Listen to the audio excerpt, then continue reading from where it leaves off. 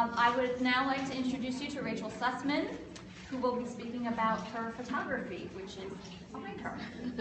Thank you. So the works that I have here are part of a series called The Oldest Living Things in the World. And I'll just take a couple minutes to describe what that is, and then I'll tell you a little bit about the pieces that we have here. So the idea behind The Oldest Living Things is that it's part art, it's part science, and it's part philosophy. So I really think of it as a transdisciplinary project, where at the heart of it, it's a conceptual work about deep time and long-term thinking. So the basis of the idea was to find things that have been alive, continuously living, in fact, for 2,000 years or longer. And this was to draw attention to the fact that human timekeeping is very shallow. So why is it 2015 right now? You know, isn't it really 4,500,000,000 in 2015?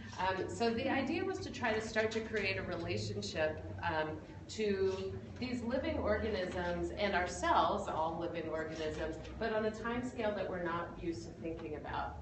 So the idea with the year zero and back, so that's why the 2,000 years, and the fact that these things are continuously living, the idea was to create some sort of relationship between us as individuals and these organisms as individuals. And I'll tell you a little bit about the science in that I've included both clonal and unitary organisms. So a clonal organism, for instance, you perhaps have heard of Pando, the clonal colony of quaking aspens living in Utah that's 80,000 years old.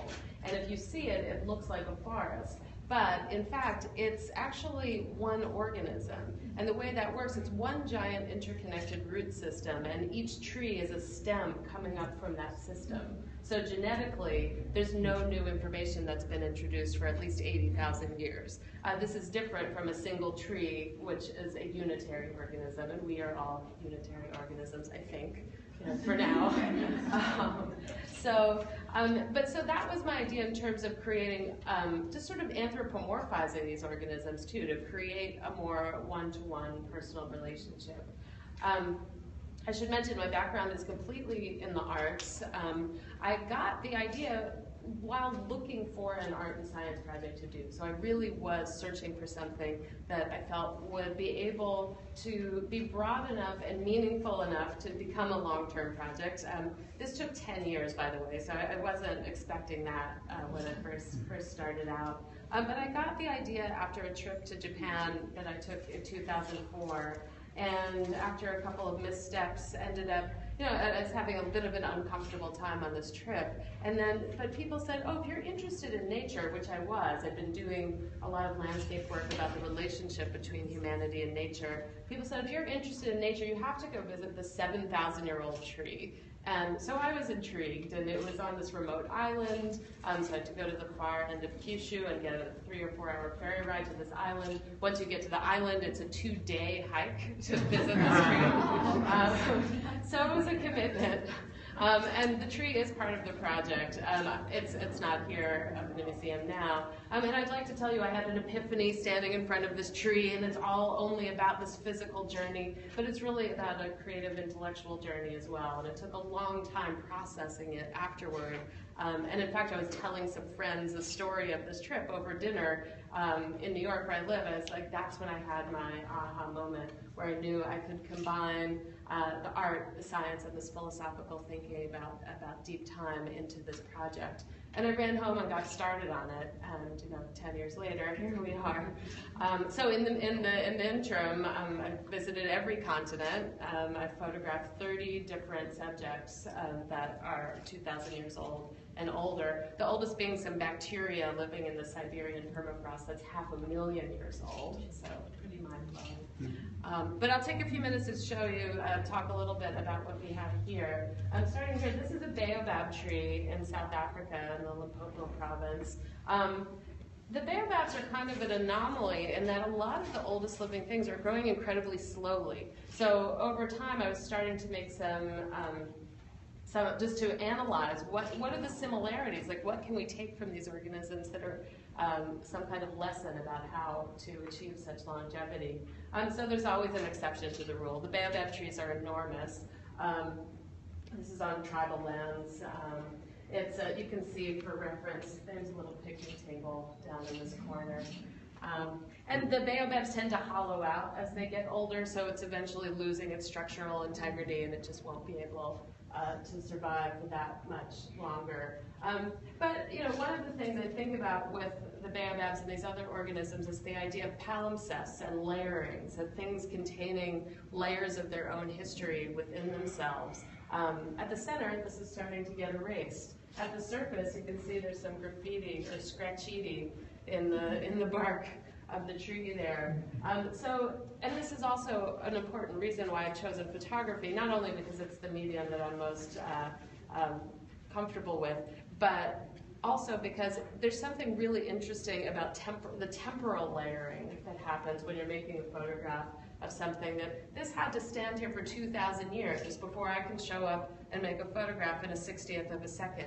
And then somewhere in between that is me as the person who made the work and you all observing it. And so you have these incredible layers of time all happening or all connecting in this one instant. So you have the quotidian and the cosmic time all sort of converging in this one moment. And from a visual standpoint perspective, I was trying to think of these photographs less as landscapes and more as portraits. So in thinking of these as individuals, that seemed something that was important. So how would you approach making a portrait of a 2,000-year-old being? And I should mention I have quite a lot of landscapes as well. I have a book of the work that came out last year. It's called The Oldest Living Thing. And in that I intersperse images such as these with more information in terms of landscape, and actually it's more akin to some of my other work in terms of being sort of emotional and philosophical landscape. So you have to, sometimes it's not just the direct information that you need, but there's something about the feeling that goes quite a long way in describing what the circumstances are that these different things live in. So these next two are both images of a plant called the ureta. So the ureta is sort of the poster child of the project. They're not sculpted, they're not moss over rocks, they're not aliens. I've been asked all of these questions. They're actually shrubs. And they're made of thousands of branches that are really densely packed together. And at the end of each branch is a little cluster of leaves. And they're very small, hard leaves. These are incredibly dense enough that you could stand on top of them. So these are living in the Atacama Desert. This is around 15,000 feet elevation, which is pretty dizzying. So, don't fall over if you're standing on top of one of them. And they also happen to be related to things like carrots and parsley. So there's something almost comical I found about this. So, parts of the Atacama are absolute desert where there's been no rainfall in all of recorded history. So there was something a little bit amusing about going to the absolute desert to photograph the 3,000-year-old parsley. The Atacama Desert in Chile. So this is in northern Chile. Yeah, so these are something that, again, just are so visually striking that, they don't need too much further explanation. And I want to move on now to this spruce tree.